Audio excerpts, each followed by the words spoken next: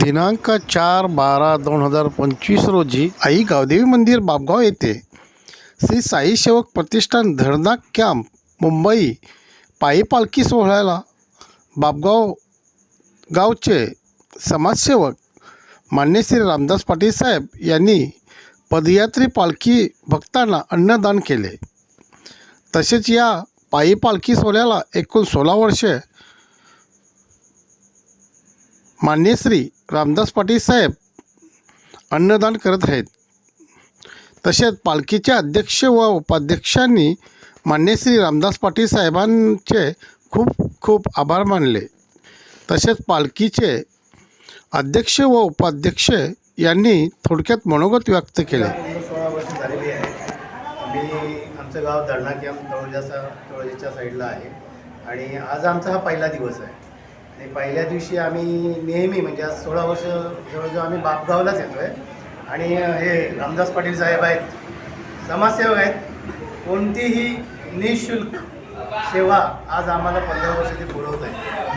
रोज संध्याकाळचं ते त्यांचं जेवण असतं आम्हाला 15 वर्ष, कोणतीही तक्रार नाही किंवा काही नाही, एकदम चांगल्या पद्धतीने ते आम्ही त्यांच्या पालखीची सेवा करतात।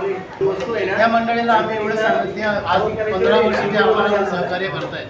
प्रत्येक दरवर्षी ते आम्हाला नाश्ता जेवण असे काही वस्तू स्वरूपाने काही धान्य स्वरूपाने आम्हाला मदत करतात, तरी आम्ही त्यांचे आभारी आहोत। महिलांना कुठेही शक्यतो पदयात्रेचा सहभाग होण्यासाठी कमी प्रमाणात पालख्या आहेत, त्याच्यामुळं कसं त्यांचा जो मनाचा भाव आहे तो पूर्ण होत नाही।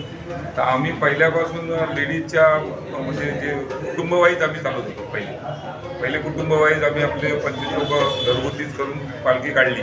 5 त्याचा मोठा पुष्प वृक्ष झाला आणि त्याच्यामुळे आज महिलांची संख्या आमच्याकडे पण वाढलेली आहे आणि महिलांना म्हणजे मुळात ह्या पालखीमध्ये आल्यापासून बरंच काही महिलांनाच प्राधान्य आणि आशीर्वाद हा सर्वात मोठा त्यांना भेटलेला आहे।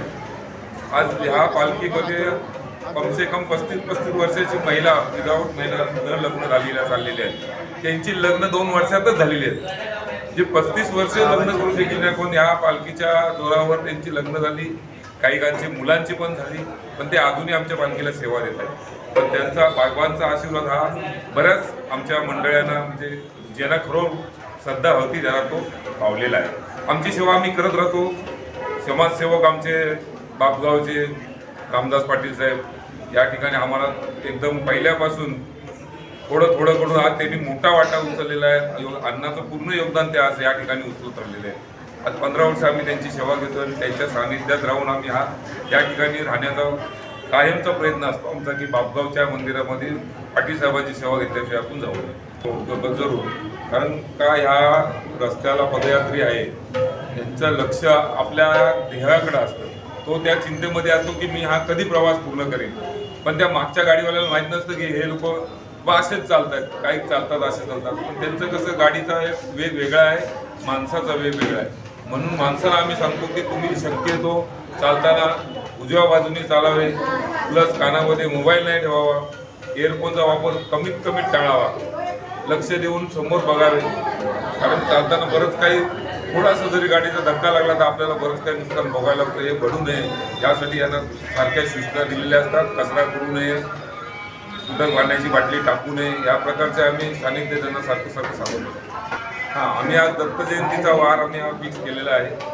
सरावाप्रमाणे सर्वांनी मिळून एक दत्त जयंती एक चांगला मुहूर्त या दिवशी आपण निघावे आणि 7 दिवसानंतर आपल्या शिर्डीला दर्शन कायम होतं, कारण का 7 तारीख दत्त जयंतीची ह्या महिन्यामध्ये 3-4 तारीख आहे। तर पुढच्या तारखेला साईंचं दर्शन